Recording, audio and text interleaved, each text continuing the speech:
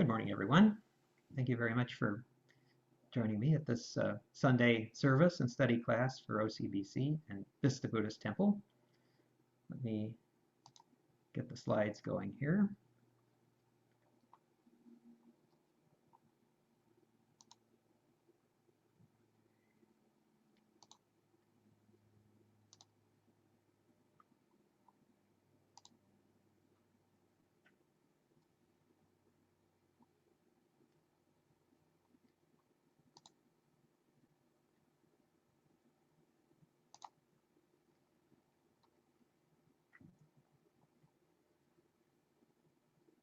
Okay, you can hear me and see me, I hope. We're going to begin by chanting, as usual, Jusei-ge. And then I'm going to be talking about Shinran's path to liberation. And then hopefully we'll get your thoughts and comments on that. So let me first mention, we received the sad news this week that our esteemed friend Jeff Folick passed away. Jeff was a former president at OCBC. He was tireless in his leadership and support of so many efforts at the temple. We'll have a moment of silence to remember him.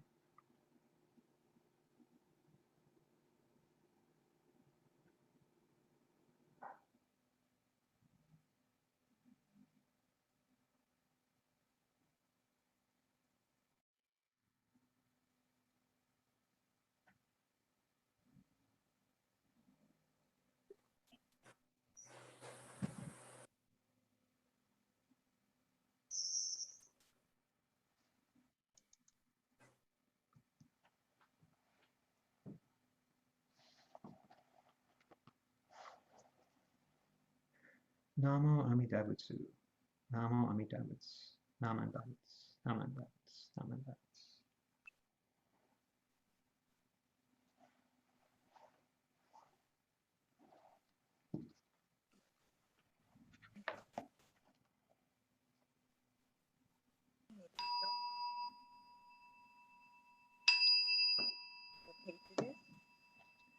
Gagon Shosegan Ishimu Jodo Shigan Fumanzo Seifujo Shoga Gao Muryoko Fuidai Seshu Fusai Shobingu Seifujo Shoga Gashi Jobutsudo Myosho Chojipo Kukyomi Shomon Seifujo Shoga Ryokujin Shonen Joe Shubongyo Shigumu Jodo Isho Teninshi Jinrikien Daiko Fusho Musaido Shoujo Sankumyo Kosai Shuyakudan Kaihichi Egen Meshi Konmoan Eisokusho Akudo Sudatsu Zen Shumon Kosojo Manzo Iyoro Jippo Nichigatsu Shujuki Tenko Onfugen Ishukai Hozo Koseku Dokuho Jo Dai Shuchu Seppo Shishiku Kuyo Isai Boots Gusoku Shutokuhon Ganne Shitsujo Man Tokui sangai o Yobutsumu gechi Sudatsumi fusho Gangaku eri Toshi saisho son Shiganya koka Daisen no kando Koku shoten in Touchin Myoke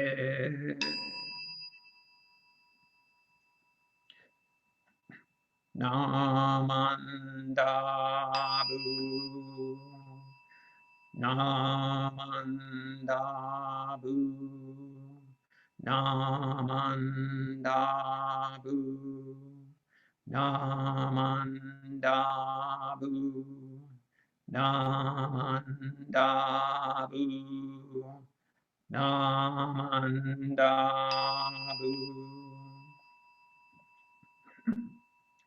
Gannishi Kudoku Byodo Sei Sai Dohoten Bodai Shin Ojo on Rako.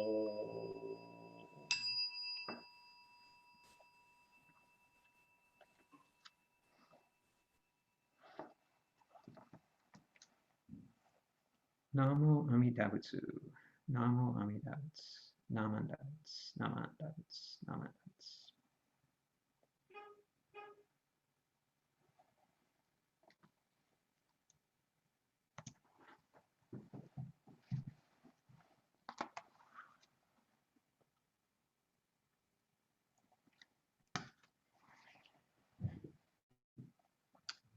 Shinran's teaching is carefully structured, but this structure is not often presented at BCA gatherings.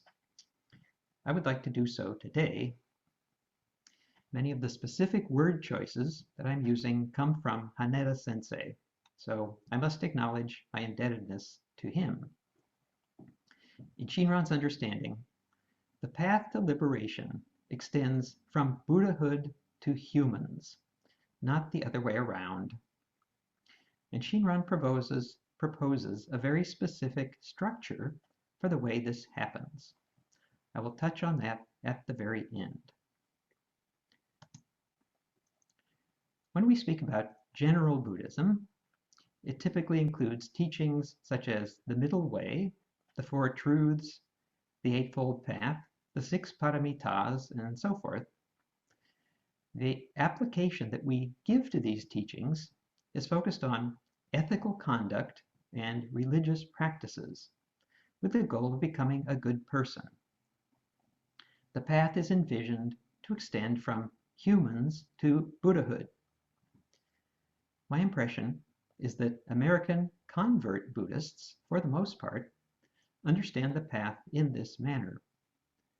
It conforms very well to Americans' expectations of what a spiritual path should be. I think that many temple members can appreciate this form of Buddhism. Quite likely, it will prove to be the most suitable path for them. Shinran, however, does not teach general Buddhism. What he teaches you might call specific Buddhism, to coin a phrase, but at the same time, it is universal or Mahayana Buddhism. It boils down to two questions that he devoted his life to answering. What did my teacher Hōnen represent? And what did I experience as his student? This Buddhism, I think you can see, is nothing like what was shown on the previous slide, the path of doing things by which humans progress toward Buddhahood.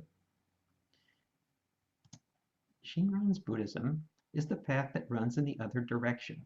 It extends from Buddhahood to humans, and here I am referring to Mahayana Buddhahood.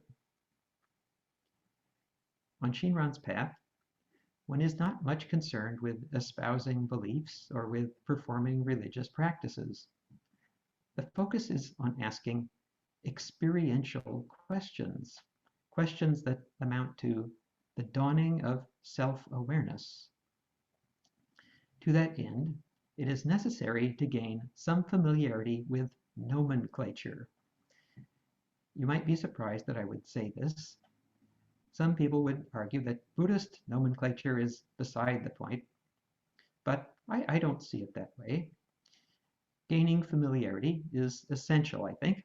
Otherwise, we cannot begin to formulate the questions that Shinran would have us ask.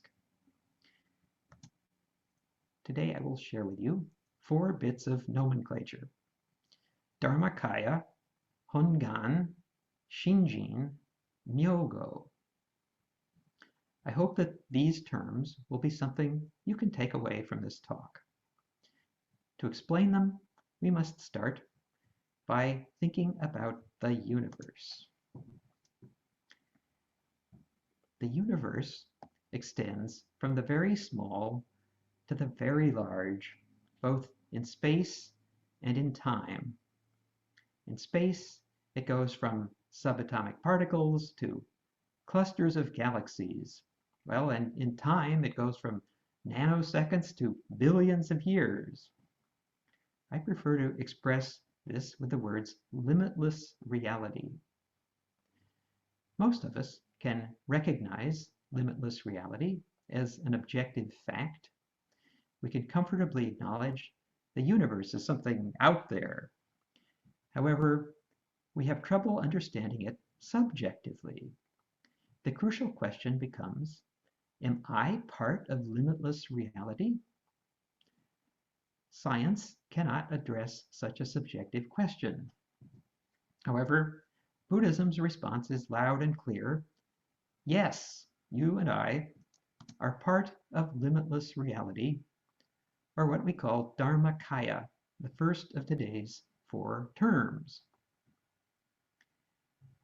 Humans have always been part of Dharmakaya, that which fills and surrounds us, but our conscious awareness cannot grasp this big picture. We are afflicted with a kind of tunnel vision. Our self-interest gives us an extremely limited perspective.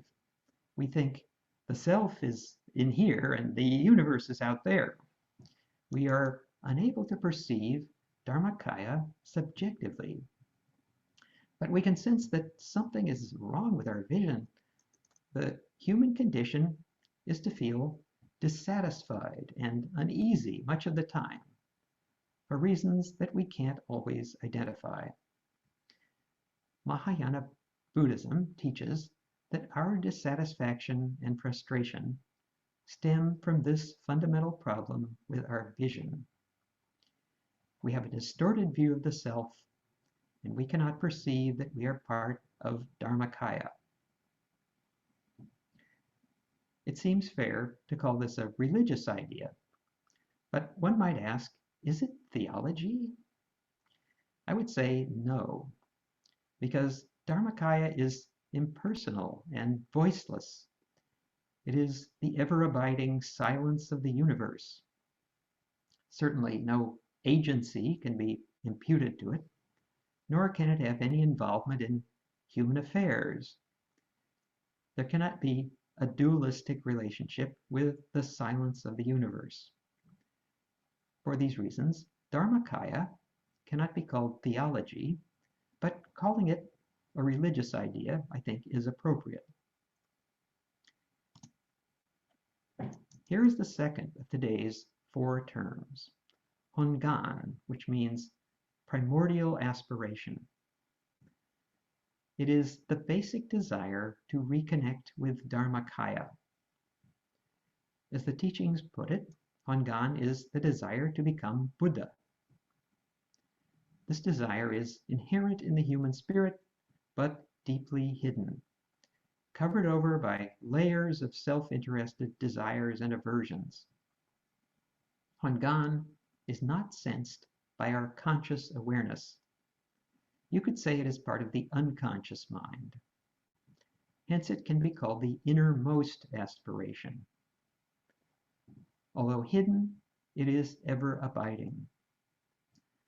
Hōnen is what remains to us near the end of life when all of our other aspirations are gone. Here we are not just playing around with words. Shinran is in earnest regarding our problem of life and death. So far, we have learned about Dharmakaya, or limitless reality, and Hōnen, the unconscious wish to reconnect with it.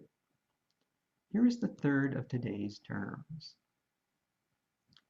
Probably you know the word Shinjin, but discussions of it can be a bit vague. What does it mean to receive Shinjin?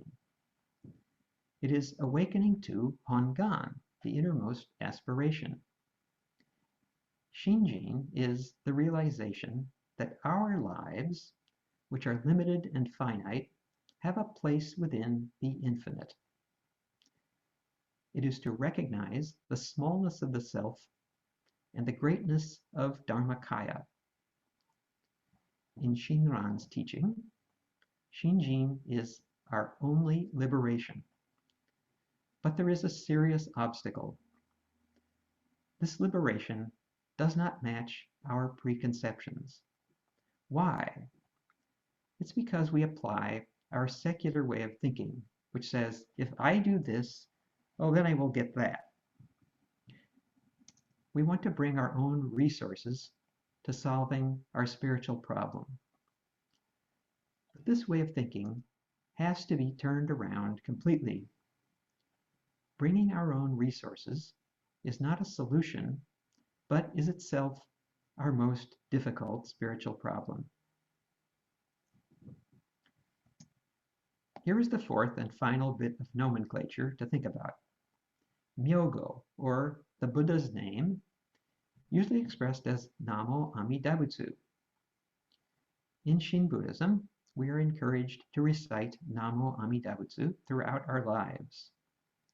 As we do this, the Myogo takes on a meaning that reflects our personal experience. In personalizing it, the Myogo could be viewed as an expression of gratitude, for example. However, the significance cannot be purely subjective. For Shinran, reciting Namo Amida Butsu must carry a meaning that is universal. He understands it as a command that embodies Hōnen, the innermost aspiration. The command means something like, take refuge in limitless reality. Because it truly is a command, our reciting is less important than our hearing it and grasping the universal meaning. The command to take refuge is reaching us primarily through the words of teachers. First and foremost, the words of Shakyamuni and Shinran, but also the teachers we meet in person. The activity of the teacher is described as praising Amida Buddha, which amounts to reminding the listener about the importance of Hōnen. The importance of Hōnen is the message contained in Namo Amida Butsu. Shinjin is received through hearing the command and reflecting on its meaning.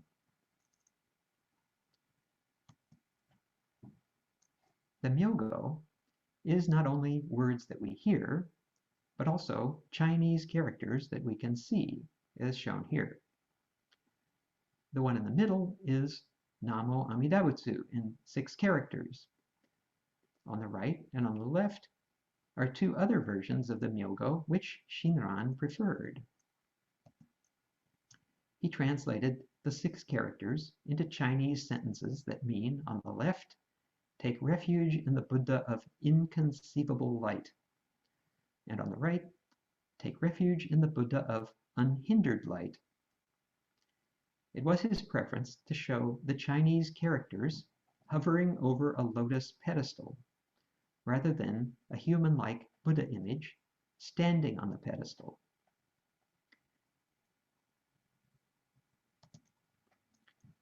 Let me now reiterate what I've been presenting, but in a way that brings out the structure of Shinran's teaching, which I mentioned at the outset. We could not get to the structure until I explained the nomenclature.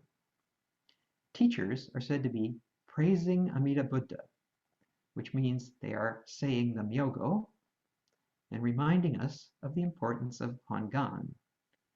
The teachers say, you are seeing the world with tunnel vision. You forget that you are part of limitless reality. By hearing and reflecting, the Hōnen mind is unexpectedly awakened in the students. Shinran identified this as a universal pattern for liberation portrayed in the larger sutra. What is most significant is that the pattern is not theoretical. It is actualized in history. The sutra expresses it in the dramatic meeting of the student Ananda with the teacher Shakyamuni. For the first time, Ananda sees Shakyamuni as a Mahayana Buddha. Shinran came to understand his meeting with Hōnen in the same way. He experienced the same liberation as Ananda. In this way, Shinran sensed what the teacher Hōnen represented and what he experienced as Hōnen's student. Those were the two questions I mentioned at the beginning, which form the core of his Buddhism. And amazingly, the pattern is still being actualized today, as when the student, Marvin Harada, met his teacher, Reverend Kubose, as when Reverend John, Reverend Mutsumi, Reverend Ellen, yours truly, the other MAs, met Reverend Harada. The pattern is being actualized. Here at last is the outline that Shinran uses to describe the path to liberation. Teaching, practice, Shinjin, realization. These are the main categories or stages, really. Teaching, it is expressed in the larger sutra, it is liberation by Hōnen. Practice. Practice is the teacher praising Amida Buddha. In other words, saying Namo Amida Butsu, which conveys the meaning of the larger sutra. Shinjin. The student awakens the Hōnen mind unexpectedly. And I haven't said anything really about the fourth stage here, realization, but it is to live a life of humility and creativity. For Shinran, the path extends from Buddhahood to humans. That was the main point I wanted to convey to you. And then here again is the nomenclature, which I hope you can take away. Dharmakaya, Hōnen, Shinjin, Myogo. Today I have refrained from using a great many other terms that are common in Shin Buddhism. Some of those probably occur to you. Why hasn't he mentioned such and such? Well, these others are important, of course, but here I wanted to narrow the focus to what is essential if we are to appreciate Shinran's teaching. Thank you very much for listening.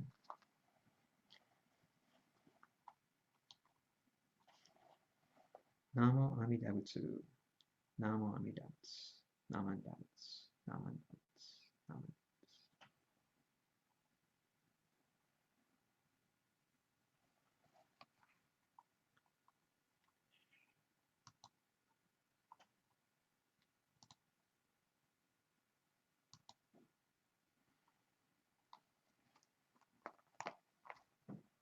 So I hope you have received some food for thought here, and you may have some reactions or comments to it. This is a way of talking about Jodo Shinshu. You notice I didn't use the term Jodo Shinshu. A way of talking about Shinran's teaching that you may not be accustomed to, but I find that it does actually reflect what he has to say.